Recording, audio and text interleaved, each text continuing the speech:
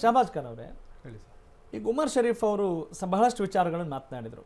ಅವರು ಮುಸ್ಲಿಂ ವಿದ್ವಾಂಸರು, ಅವ್ರಿಗೆ ಅವ್ರದ್ದೇ ಆದಂಥ ಯುನಿಕ್ ಐಡಿಯಾಲಜಿ ಇದೆ. ಯಾಕಂತ ಹೇಳಿದ್ರೆ ಮುಸಲ್ಮಾನರಲ್ಲಿ ಅಥವಾ ಧರ್ಮಗುರುಗಳಲ್ಲಿ ಏನು ಸಿದ್ಧಾಂತ ಇದೆ, ಏನು ಹೇಳ್ತಾರೆ ಅದನ್ನಷ್ಟೇ ಫಾಲೋ ಮಾಡಬೇಕು ಅಂತಲ್ಲ, ನನಗೊಂದು ಸ್ವತಂತ್ರ ಇದೆ ಅನ್ನೋದನ್ನ ಅವ್ರ ಮಾತುಗಳಲ್ಲಿ ತೋರಿಸ್ತಾ ಇದ್ದಾರೆ. ಹೌದು, ನೀವು ಒಬ್ಬ ಮುಸ್ಲಿಂ ಆಗಿ ಇಲ್ಲ ನಾವೆಲ್ಲರೂ ಒಂದೇ ಅವ್ರೇನು ಹೇಳ್ತಾರೆ ಅದಕ್ಕೆ ಅಂತೀರಾ, ಅಥವಾ ನಿಮ್ದೇ ಅದರ ವಿಭಿನ್ನ ನಿಲುವು ಇದೆಯಾ ಇದರಲ್ಲಿ? ನೋಡಿ ಸರ್, ನಮ್ಮ ಇಸ್ಲಾಂ ಆಗ್ಲಿ ಕುರಾನ್ ಆಗ್ಲಿ ನಮ್ಮ ಧರ್ಮ ಗುರುಗಳಾಗ್ಲಿ ನಮ್ಮನ್ನ ಯಾವತ್ತೂ ಕೂಡ ಈಗ ಹೇಳಿದ್ರಲ್ಲ ಏಕ್ ಧಕ್ಕ ಅವ್ರದ್ದು ಬಾಬ್ರಿ ಮಸ್ಜಿದ್ ತೋಡ್ದು ಅಂತ ಹೇಳಿ ಇದೆಲ್ಲೂ ಕೂಡ ಹೇಳ್ಕೊಟ್ಟಿಲ್ಲ. ನಮ್ಮ ಧರ್ಮ ಗ್ರಂಥ ಏನಿದೆ ನಮಗೆ ಬುದ್ಧಿವಂತಿಕೆ ಕಲಿಸುವಂಥದ್ದು, ಹೇಗ್ ಬದುಕಬೇಕು ಜೀವನದಲ್ಲಿ, ನಾವು ಹೇಗ್ ಬೆಳಿಬೇಕು ಅಂತ. ಅದೇ ರೀತಿ ರಾಮಾಯಣನೂ ಕೂಡ ಮಹಾಭಾರತದಲ್ಲೂ ಕೂಡ ತೋರಿಸಿರುವಂಥದ್ದೇ ಜೀವನ.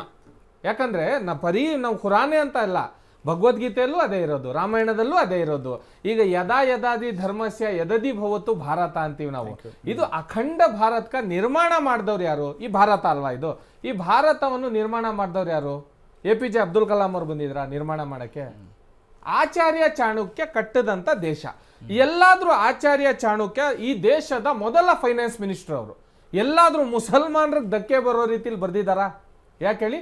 ಅದೇ ಭಗವದ್ಗೀತೆ ಅವರನ್ನ ಬರ್ದಿಲ್ಲ, ಅಂಬೇಡ್ಕರ್ ಅವರು ಬರ್ದಿಲ್ಲ ಅಲ್ಲ. ಸೊ ಹಾಗಾದ್ರೆ ನಮಗೆ ಯಾಕೆ ಈ ತರ ಮನೋಭಾವನೆ ಹುಟ್ಟು? ನೀವು ಹಿಂದೂ, ನಾನು ಮುಸ್ಲಿಮು, ನಾವು ಈಗ ಥಿಯೇಟರ್ ಅಲ್ಲಿ ಹೋಗಿ ಫಿಲಮ್ ನೋಡ್ಬೇಕಾದ್ರೆ ನಮ್ಗೆ ಆ ಭಾವನೆ ಬರಲ್ಲ. ಮಸೀದಿ ನಾವು ನೋಡ್ತೀವಿ ಅಂದಾಗ ನಾವು ಕಾರ್ಯಕ್ರಮಗಳು, ನಮ್ಮ ಧರ್ಮಗುರುಗಳು ಬಹಳಷ್ಟು ಕಾರ್ಯಕ್ರಮ ಮಾಡಿದ್ದಾರೆ, ಮಸೀದಿಗಳನ್ನ ಕರೆದು ತೋರಿಸಿದ್ದಾರೆ. ಆ ಟೈಮಲ್ಲಿ ಆ ಭಾವನೆ ಹುಟ್ಟಿಲ್ಲ. ಕೇವಲ ಪೊಲಿಟಿಕ್ಸ್ ಮಾಡಬೇಕಾದ್ರೆ ಮಾತ್ರ, ನಿಮ್ ಬೆಳೆ ಬೇಯಿಸ್ಕೋಬೇಕಾದ್ರೆ ಮಾತ್ರ ನಿಮ್ಗೆ ಮುಸಲ್ಮಾನರು ಓಟು, ದಲಿತರು vote, SC ST vote. Mostly ನಾವು ಸರಿಯಾದ ಸಮಯದಲ್ಲಿ ಈ ಚರ್ಚೆನ ಮಾಡ್ತಾ ಇದ್ದೀವಿ ಅಂತ ಅನ್ನಿಸ್ತಾ ಇದೆ. ಕಾರಣ ಇಷ್ಟೇನೆ, ಇನ್ನು ಸಾರ್ವತ್ರಿಕ ಚುನಾವಣೆ ಇದೆ. ಚುನಾವಣೆ ಅಂತ ಹೇಳಿದ್ರೆ ಪ್ರಜಾಪ್ರಭುತ್ವದಲ್ಲಿ ಹಬ್ಬ ಅಂತ ಕರಿತೀವಿ, ಪ್ರಜೆಗಳೇ ಪ್ರಭುಗಳಾಗಬೇಕು ಅಂತ ಅಂದ್ಕೊಳ್ತೀವಿ. ಅಂದ್ರೆ ಈ ಸಮಯದಲ್ಲಿ ಬರೀ ಅಭ್ಯರ್ಥಿಗಳು ಮಾತ್ರ ಪರೀಕ್ಷೆ ಅಲ್ಲ, ಜನರಿಗೂ ಪರೀಕ್ಷೆ ಆಗ್ಬೇಕು. ಈಗ ಒಂದು ಅಲ್ಪಸಂಖ್ಯಾತ ಸಮುದಾಯದ ಒಬ್ಬ ಪ್ರತಿನಿಧಿಯಾಗಿ ನೀವು ಇದೇ ಸ್ಟ್ಯಾಂಡ್ ನ, ಅಫ್ಕೋರ್ಸ್ ನೀವು ಯಾವುದೇ ಪಕ್ಷದ ಜೊತೆಗಿರಿ, ಅದು ಬೇರೆ.